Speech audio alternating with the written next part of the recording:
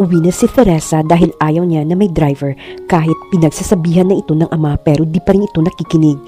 Ang di alam ni Teresa na may sumusunod sa kanya. Kampante lang ito sa pagmamaneho hanggang narating ito ang bahay. Sinalubong siya agad ng anak nito. "Hi mommy, how's your day?" Tanong agad ng bata sabay halik sa ina. "I'm okay baby, how about you?" Tanong naman ito sa anak. "I'm also good mommy," sagot ng bibong bata. "Okay, that's great," sagot naman ni Teresa. "Mommy, can I ask you something?" Tanong ng bata. "Okay," sagot naman ni Teresa. Kunwaring nag-iisip ang bata. Don't be angry, okay?" Wika ng bata. "Okay, sure baby," kampanting sagot ni Teresa sa anak nito. "Mommy, yun pang lalaki na tumulong sa akin. He looked like my dad because I saw his photo in your room," saad ng bata. Napatanga naman si Teresa sa tanong ng bata sa kanya. "Ha? I'm tired baby, so rest muna si mommy ha," sagot ni Teresa dahil wala siyang tamang isasagot sa bata. Maagang pumasok si Teresa kaya may pagkakataon ang mga tauhan ni Clemmy na pasukin ang bahay ni Teresa, lalo pat nalaman nito na may anak ito at alam nito na yun ang kahinaan ni Teresa. Dahil gustong makita ni Marco ang anak kaya naisipan niya itong puntahan mismo sa bahay ni Teresa. Alam niya ito dahil sinundan niya ang babae kung saan ito nakatira. Naglalaro naman ang bata nang dumating ang mga tauhan ni Clemmy sa harap ng bahay nila ni Teresa. Sabay naman ang pagdating ni Marco, ngunit di niya nahalata ang mga tao sa harapan ng bahay ng asawa. Dahil may nakalimutan naman si Teresa kaya bumalik din ito sa bahay. Nakita naman agad ng bata si Marco sa labas ng gate kaya lumapit ito sa gate kasama ang yaya nito. "Hi baby, how are you?" Bati ni Marco sa bata. "Hello po, I'm fine and thank you for helping me last few days," ika ng bata sa ama. Nakarating naman si Teresa sa bahay at nakita niya ang itim na sasakyan sa harap ng bahay nila. Kaya kinutuban na ito ng masama at nakita din ito si Marco sa harap ng bahay kausap ang anak kaya agad itong bumaba at tinakbo ang gate ng bahay. "Mariana!" Sigaw ni Teresa sa anak at lumingon naman si Marco dahil sa narinig. Nakita naman ni Marco na naglabas ng baril ang nasa loob ng itim na sasakyan, kaya agad niyang niyakap si Teresa kasabay ng isang putok. Isang malakas na putok ang narinig nila. "Maria!" Malakas na sigaw ni Marco. Bago tumama ang bala kay Teresa ay naiwasan niya ito. Agad namang pinaharurot ang sasakyan ng mga taong gumawa ng krimen. Nagkatingin na naman si Teresa at Marco habang nanginginig naman si Teresa sa takot sabay lingon sa anak na nanginginig na din dahil sa takot at bilis ng pangyayari. "Baby!" Sabay tabig sa mga braso ni Marco na nakayakap sa kanya. At pinuntahan ang anak at niyakap ito, sabay buhat at pasok sa loob ng bahay. Sinundan naman sila ni Marco. Sa sobrang galit ni Teresa dahil nadamay ang anak nito, kaagad niyang tinawagan ang kanyang mga koneksyon. "Hello Miss Vasquez, napatawag ka?" Sagot ng kausap. "Yes, pinaulanan ako ng bala at sa mismong bahay ko. Wag na wag mong sabihin you will make a solution. This time, gawa niyo talaga ng hakbang para hulihin ang mga taong may balak na patayin ako." Galit na sagot ni Teresa. Matapos kinausap ni Teresa ang pakay, pinatay na nito ang linya. "Manang, please, pakipasok si Mariana sa room niya," utos ni Teresa sa yaya nito sabay tingin kay Marco. Agad namang sinunod ng matanda ang utos ng amo. "Maria, we need to talk," basag ni Marco sa katahimikan nilang dalawa. "We need to talk?" Galit na tanong ni Teresa na pasigaw at turo kay Marco. "Maria, kailangan ko kayong protektahan ni Mariana, lalo pa sa ngayon," ani ni Marco sa malumanay na tono. "Naririnig mo ba ang mga sinasabi mo, Marco? Protektahan? Kahit sa mismong loob ng pamamahay mo, andoon ang mga ahas ni hindi mo alam na tinutuklaw ka na pala." Sigaw na sagot ni Maria kay Marco. "What do you mean?" Naguguluhang tanong ni Marco kay Maria. "Are you asking me what I mean? Ang hina mo na nga, ang tanga mo pa at manhid," sumbat na sagot ni Teresa. "Diretsuhin mo na nga ako, Maria," ani ni Marco. "Wag mo akong tawaging Maria. Tapos na si Maria." "Bakit? Bakit hindi mo idilat ang mga mata mo? Nag-aalaga ka ng ahas at nakakasama mo pa sa loob ng bahay mo.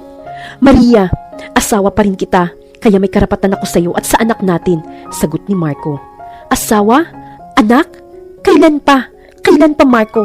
Sigaw ni Teresa. "Bakit di natin pag-usapan ang lahat? Ayusin natin ang anumang gusot na namagitan sa atin. Ayaw kong lumaki ang anak ko na walang kinikilalang ama. Maria," ani ni Marco sa mataas na din na boses. "Ama? Kailan ka pa naging ama? Kaya kong buhayin ang anak ko na mag-isa kahit wala ka," naiiyak na sabi ni Teresa. Oo, alam kong kaya mong ibigay sa kanya ang lahat ng gusto niya. Ngunit hindi mo maibibigay ang kailangan ng isang ama, Maria. Tandaan mo yan, ani ni Marco. Natahimik naman si Maria sa sinabi ni Marco. Oo nga, lahat kaya niyang ibigay sa anak, pero ang ama ang di niya kayang ibigay.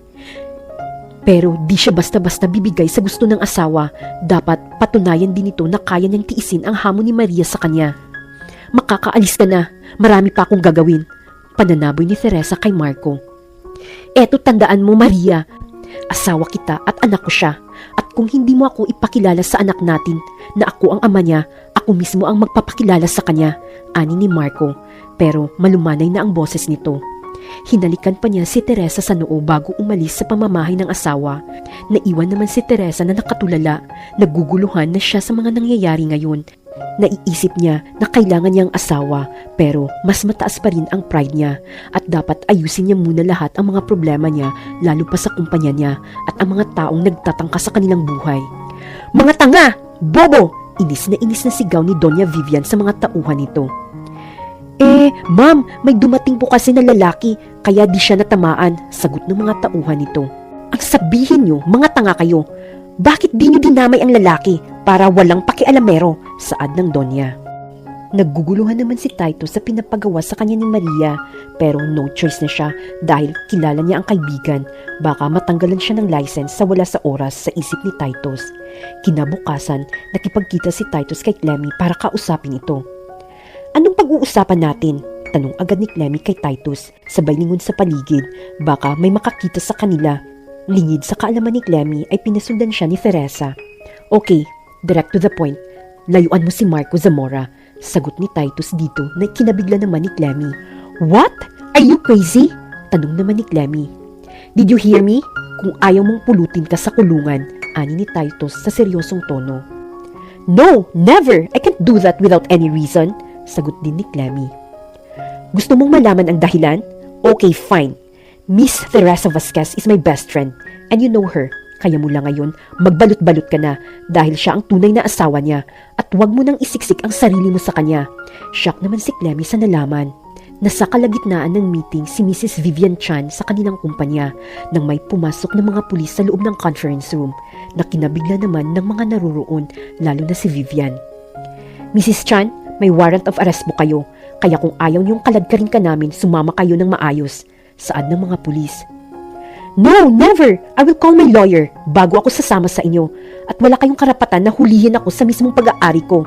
Sobrang napahiya ito dahil andoon din ang mga investors. Wow! Hindi bagay sa iyo ang magdrama or mag-artista. Napalingon naman ang lahat sa pagpasok ni Teresa. What are you doing here? Tanong agad ni Vivian kay Teresa. Oh, are you asking me kung anong ginagawa ko dito? Simple lang para ipahuli ka at kunin ang dapat sa akin, ani ni Maria na nakangiti ito. Ang kapal ng mukha mo, akin ito at wala kang karapatan na tumungtong sa mga pag-aari ko, sagot naman ni Vivian. Oh really? We will see.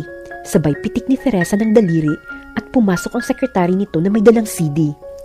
Nilagay nito sa compact disc at kitang-kita sa malaking board ang lahat ng pinagagawa ni Vivian.